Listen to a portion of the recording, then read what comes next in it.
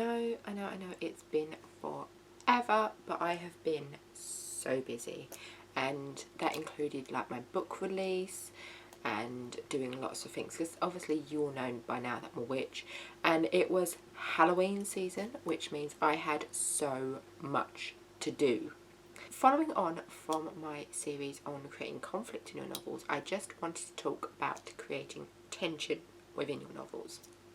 Tension and suspense is vital to a good story.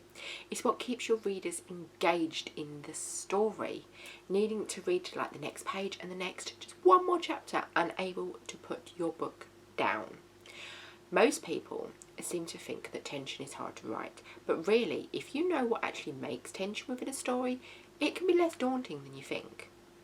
As I said, I've just done a whole series of videos on creating conflict in your stories, and basically tension is just another way of saying conflict.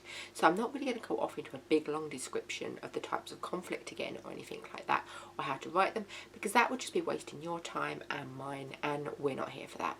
My main aim with this channel and these videos is to make them informative, easy to understand and follow, and above all, encouraging and supportive.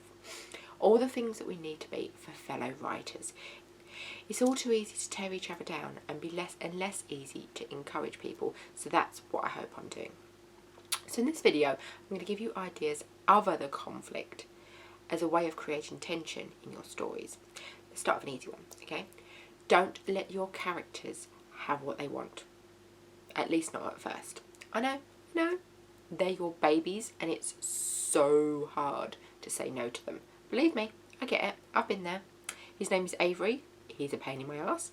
Always wanting his own way. He's pushing his way into everyone else's books because he just has to be the centre of attention, like, all the time. But that doesn't mean that I let him get away with it all the time, and neither should you.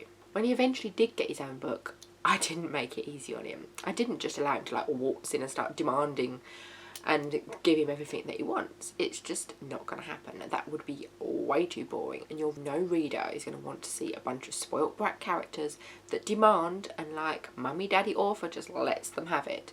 Now, that would be annoying in the real world, and it will annoy you here too. You have to get mean. You have to get tough. You have to ask yourself, how can I make this situation worse for them? And then you have to get off your ass and write it. There are many ways that you can do this. Some of them I've gone into detail in my Creative Conflict series, but I'm also going to outline a few of them now just to cover bases. Adding complications can work very well. No one wants to read a story that's like a straight path from A to B with no meandering, no wrong turns, distractions, all like nasty people along the way. Think Wizard of Oz, Alice in Wonderland.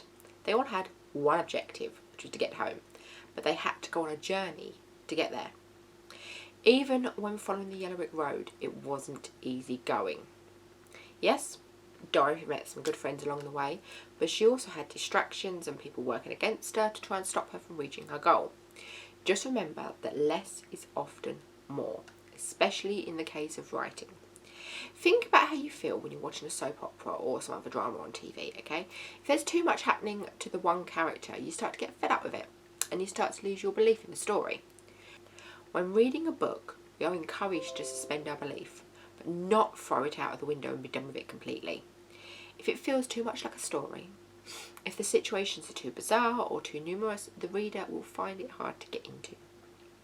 You are aiming for that perfect blend where just enough happens that it slows down your character and causes them problems. But if you're rambling on for like 300 pages, throwing everything at them, including a mudslide, attacked by a pack of wild dogs, food poisoning, and the story hasn't progressed at all, then it's really not worth having it there. Your readers are going to go bored and likely give up.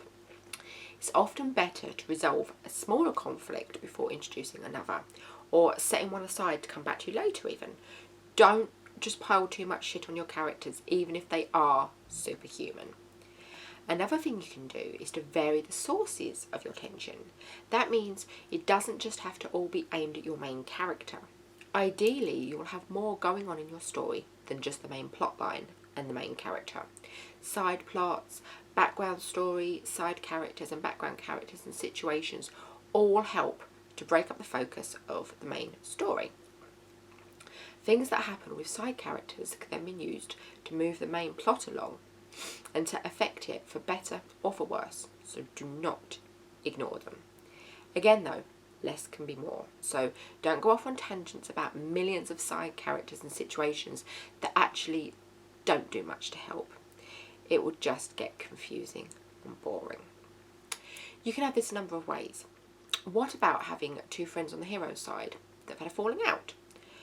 You can have the hero vanish and the friends are going on a hunt for them. You could have half the support team get arrested and show them having to break out of jail, while the hero and the remaining side characters either have to decide to get help their friends, or continue on the mission without them. I know it's tempting, but don't make all of your characters get on all of the time, because that isn't true life. We all have disagreements, we all have differences of opinion, and we all have fallings out. It's a part of life, and it should be a part of your stories too. So let them fight, let them distrust each other, or even dislike each other sometimes. If your hero is putting together a band of helper friends, then they're not all going to get on with each other. In fact, it's often more fun when they don't. Engaging your readers' emotions is a good way of ramping up the tension. You want your readers to really feel strongly about your characters, be it good or bad. If your character is sad, you want your readers to feel that the way that it's affecting them. If they're angry, then you want your readers to feel angry with them on their behalf. If your character's in danger, you have to really make your reader feel that fear and apprehension. Not putting in the emotions will distance your reader from the characters and therefore the story. I'm doing a video soon about how to write emotions, so hopefully that'll help if you're unsure how to do it. So that's just a few of the little ways that you can create tension within a story. As I said, I'm doing a video on emotions, and I will probably come back and do another video on these very soon, but I just wanted to throw out a little one there just as a way of easing us back in. So thank you all for being here, thank you for listening, and until next time, blessed be and happy writing.